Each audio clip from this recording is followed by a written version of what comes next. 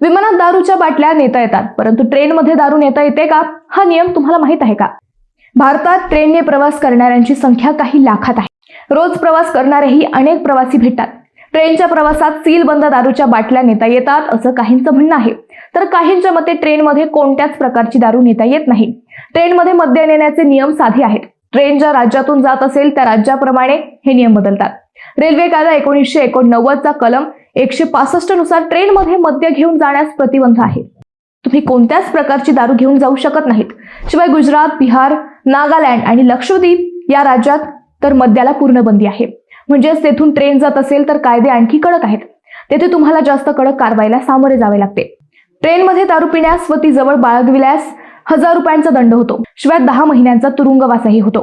तुम्ही मद्य घेऊन दारूबंदीच्या राज्यातून ट्रेनने प्रवास करत असाल तर तेथेही अबकारी कायदे तुम्हाला लागू होऊ शकतात.